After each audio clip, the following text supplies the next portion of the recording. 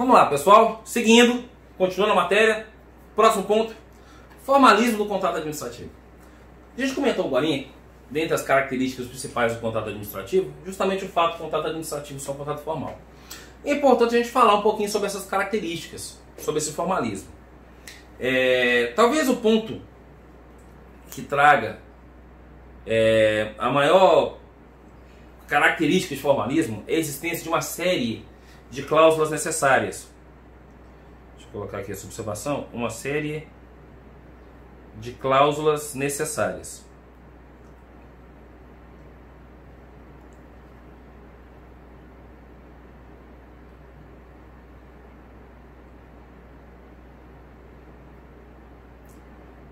Cláusulas necessárias. Só que essas cláusulas necessárias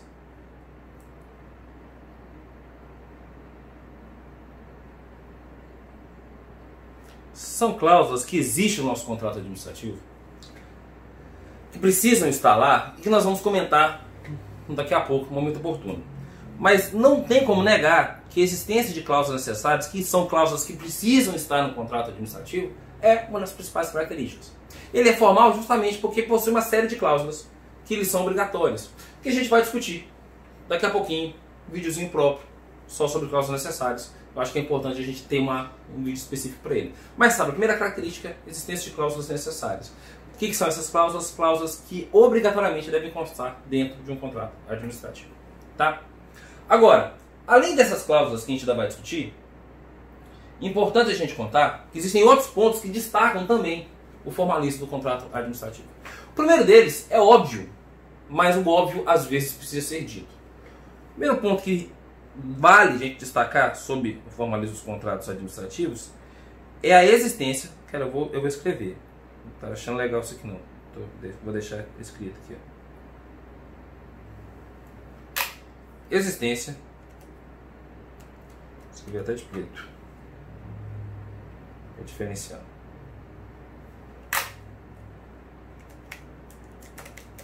De prévio procedimento.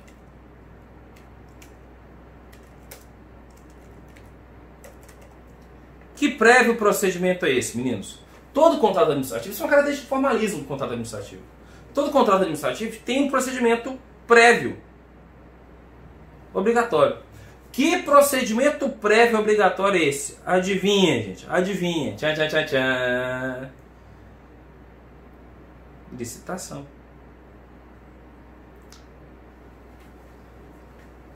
Que coisa mais formal do que o procedimento licitatório? Para fazer contrato, para a administração contratar, primeiro ela tem que licitar. E quando não licita, ele também tem um procedimento. Qual é o outro procedimento da impossibilidade de licitação? O procedimento de justificação. Justificação. Ou seja, para licitar, procedimento. Para não licitar, outro procedimento. Mas eu preciso ter um procedimento prévio. Então, a primeira característica do contrato administrativos que determinam esse formalismo é a existência de prévio procedimento. Outra característica que é importantíssima para os contratos administrativos, que impõe o quão os contratos administrativos são formais, é o fato de que os contratos administrativos necessariamente são contratos escritos. Contratos administrativos, meninos, são contratos escritos. A regra é que não há que se falar em contrato administrativo que não seja escrito. A regra é que não há que se falar em contrato administrativo que não seja escrito. Professor, mas é sempre? Todo contrato administrativo ele é escrito? Não, mas temos uma exceção. Como sempre, o OBSzinho aqui tem exceção. Qual que é a exceção? Você vai lá no artigo 60, no parágrafo único do artigo 60, nós vamos lá no artigo 60 agora, e observa a exceção dos contratos que não são escritos. Vamos lá, ó. Acompanha comigo aqui, ó. da formalização dos contratos administrativos. Acho que ficou melhor a letra em relação à última aula, né? Ficou um pouquinho mais destacada a letra em relação à última aula. Então vamos lá. Vamos destacar. Aqui. Artigo 60. Os contratos e seus editamentos serão lavrados em repartições expressadas, quais manterão arquivo cronológico dos seus autógrafos, registros sistemáticos do seu extrato. Aí vem falando sobre alguns detalhes. O que importa pra gente é o parágrafo único. Olha o que ele fala aqui, ó. É nulo e de nenhum efeito contrato verbal. É nulo e de nenhum efeito o contrato verbal com a administração. Ou seja, a administração não faz contrato verbal. Aquele negócio, verba volant, scriptas malem. Palavras boas, escrito fica. Mas, claro, como toda boa regra, tem exceção. Salvos de pequena compras de pronto pagamento, assim entendidos aqueles de valor não superior a 5% do limite estabelecido no artigo 23, inciso 2, a linha A desta lei, feitos em regime de adiantamento. O que é esse limite de 5% aqui do artigo 23, inciso 2, a linha A? Meninos, isso aqui é o limite do convite.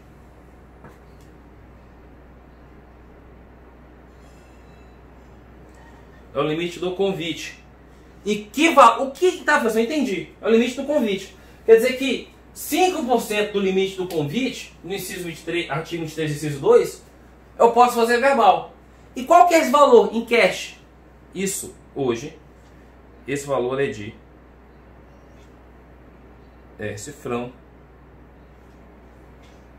R$8.800. Então, os contratos administrativos são escritos, mas serão verbais. Poderão ser verbais, desde que sejam para pequenas compras de pronto pagamento. Aquele para eventualidades do dia. Cartão corporativo, que a gente chama de verba de contingência. Aquela situação, você está lá no serviço, quebrou, acabou o papel, não tem fornecedor para papel A4, quebrou a impressora, precisa consertar na hora, entupiu um cano, precisa de resolver para aquela hora. Você tem aquela verba, aquele valorzinho que é para essas contingências. Ele pode ser feito verbalmente, desde que seja no limite de até R$8.800, tá bom? E assim, pequenas compras, ponto de pagamento, pagou, recebeu dinheiro na mão. Entendeu, né? Dinheiro na mão. Entendeu? Você tá no YouTube, não vou falar essas coisas não que eu falo em sala de aula. Ou nem que falo aqui, fico falando besteira. Mas todo mundo entendeu. Então, dinheiro na mão, o resto você sabe. Então, esse valor entregou direto, resolveu o problema. Desde que seja no limite de 8.800. É claro que você vai prestar conta disso. Você vai pegar uma nota fiscal, você pega um recibo. Também você vai pegar embolsar os R$8.800. Mas ele não precisa ser um contrato escrito. Tudo jóia? Então, essa é uma característica que vale a pena a gente destacar.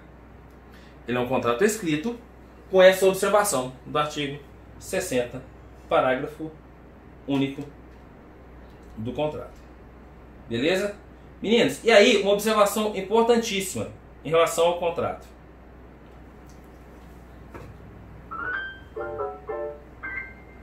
Bom de gravar assim com instrumentos caseiros, é que de vez em quando só um barulhinho louco desse.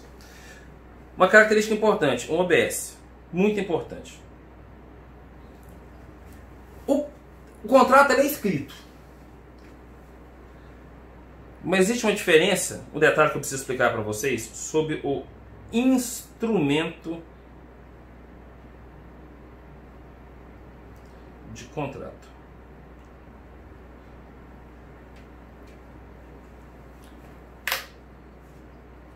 Aqui eu preciso explicar para vocês com calma. Olha para mim. O ser humano tem mania de confundir contrato com instrumento de contrato. O contrato é a relação jurídica, é o negócio jurídico celebrado entre as partes. Isso é o contrato.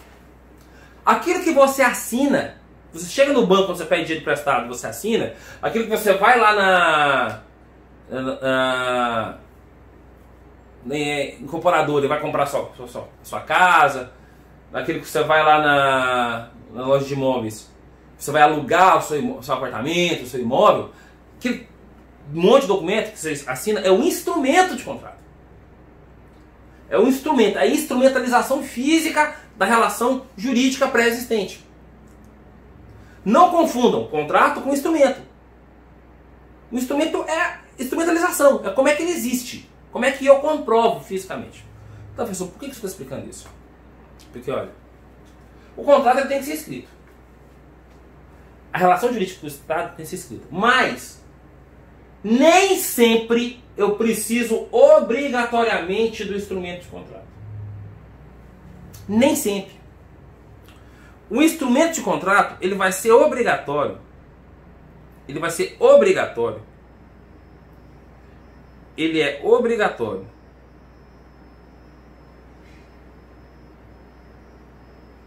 Se o valor do meu contrato, estiver dentro dos limites da concorrência ou da tomada de preço.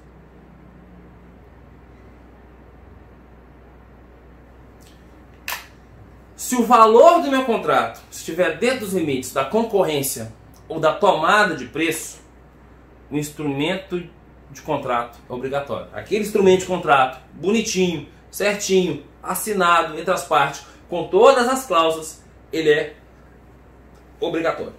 Ainda que eu não tenha feito a licitação. Ainda que eu tenha feito dispensa de licitação.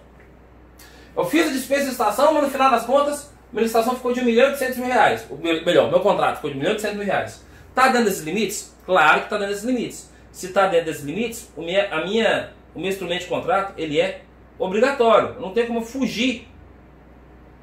Não tem como fugir. Ou seja, está acima do limite de tomada de preço, porque se está no limite de tomada de preço, está na concorrência. Por que você colocou concorrência e tomada de preço? Porque a lei fala assim. A lei ela fala que o instrumento é obrigatório nos casos de concorrência e tomada de preço, ou nos valores equivalentes a ela. Então, mas é simples. É valor de tomada de preço? É valor de tomada de preço? O instrumento é obrigatório. Tá. E nos outros valores? Ou seja, no valor relacionado ao convite? Não é obrigatório? Não. Aí o instrumento de contrato não é obrigatório. Você fala, professor, então ele é verbal? Não, gente, pelo amor de Deus. Se o valor for abaixo, se for no limite do convite,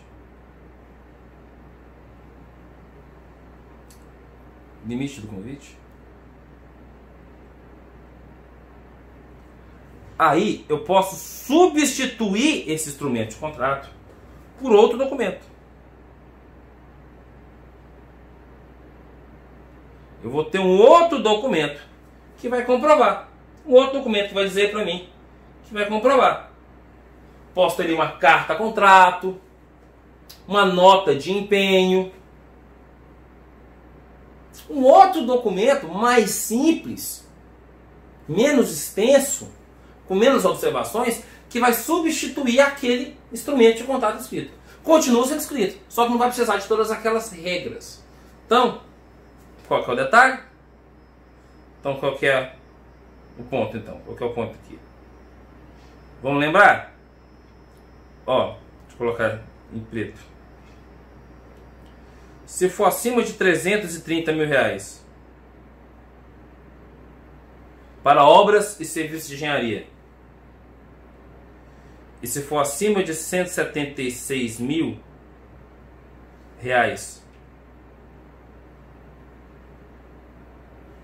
para os demais casos, o instrumento é obrigatório. Se for abaixo, aí ele é facultativo. Não quer dizer que ele pode ser verbal. Não disse isso. Ele não pode ser verbal. Mas ele vai ser substituído por algum outro documento. Nota de empenho, carta contrato, algum documento mais simples. Ele só pode ser verbal no limite de R$8.000. 8.800, tá bom? Então, R$ 8.800 pode ser verbal. Acima disso, até R$ 176.000 para casos diversos e até R$ 330.000 para obras e serviços de engenharia, o instrumento de contrato é facultativo. Posso trocar por outra coisa mais simples. Acima desses valores, aí o instrumento de contrato é sempre obrigatório. Isso é um formalismo dentro do meu contrato administrativo. Tudo jóia? Uma outra regra de formalismo extremamente importante do contrato administrativo é a regra da publicação. Publicação. Meninos, presta atenção.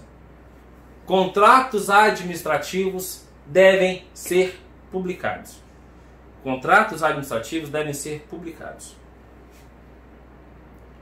Mais um OBS importantíssimo. Professor, o contrato foi assinado, tudo ok, tudo certinho, mas por algum motivo qualquer botaram na gaveta e deixaram passar. E aí? O contrato é nulo? O contrato não existe? A publicação, meninos, pela lei, é requisito de eficácia. Eficácia. O contrato só vai ser eficaz, lembra da teoria pontiana? Existência, de Ponce de Milano, existência, validade e eficácia. O contrato administrativo ele existe, se ele não for assinado ele existe, ele é válido se tiver tudo ok, mas ele não é eficaz enquanto ele não for publicado. Publicado é publicado mesmo, publicado no jornal, publicado no Diário Oficial. E aí essa publicação ela tem uma regra. O que a lei? É uma regra meio confusa. O que a lei fala sobre a publicação do edital? Ela é uma regra meio confusa, mas ela fala essencialmente o seguinte: a publicação resumida, aqui no parágrafo único do artigo 61, a publicação resumida do instrumento de contrato ou de seus editamentos na imprensa oficial, que é a condição indispensável para a sua eficácia, será providenciada pela administração até o 5º dia útil do mês seguinte ao da sua assinatura, para ocorrer no prazo de 20 dias daquela data, qualquer que seja o valor, ainda que sem ônus, ressalvado o artigo 26 dessa lei. Aí é a hora que você enlouquece e fala: o que diabo está escrito? O que significa essa expressão para ocorrer no prazo de 20 dias daquela data? O nosso legislador escreve muito bem, muito obrigado. Ele vira e fala: olha, deverá ser providenciado pela administração até o 5º dia útil do mês seguinte ao da sua assinatura, para ocorrer no prazo de 20 dias daquela data. Vamos lá, olha que zona. Se você for fazer uma análise gramática, o que está mais próximo é desta, então mais longe é daquela. Então se é daquela data, você pensa que é o quê? Daquela data em que ele foi providenciado, né? Ó, daquela data que foi providenciada pela administração até o 5º dia útil do mês seguinte. Ou seja, teoricamente ele teria que providenciar até o 5º dia útil do mês seguinte. E a partir do momento que ele providencia até o 5º dia útil do mês seguinte, a partir daquele momento tem 20 dias para acontecer a publicação. E uma análise gramatical seria isso. Mas esse é um parágrafo que gera tanta confusão, que só saibam que é assim, olha. O que tem sido aceito, mais aceito hoje? A administração tem até o 5º dia útil do mês seguinte para providenciar a publicação. Então, até o 5º dia útil do mês seguinte tem que mandar para o jornal. A partir do momento que manda, tem 20 dias para sair publicado. É o que você tem aceito. Tamanha é essa gramática mal construída desse texto legal. Tudo jóia? Mas o que eu quero que vocês importem, e que importa nesse ponto, é saber que o contrato administrativo, uma vez que não é publicado, ele se torna ineficaz. A publicação é requisito de eficácia do contrato administrativo. Tudo jóia? Sobre o formalismo do contrato administrativo, fechamos a conta e passamos a régua. Agora vamos ampliar um pouco melhor sobre o formalismo, falando especificamente sobre o ponto das cláusulas necessárias, matéria extremamente importante para a gente discutir. Beleza? Vamos lá!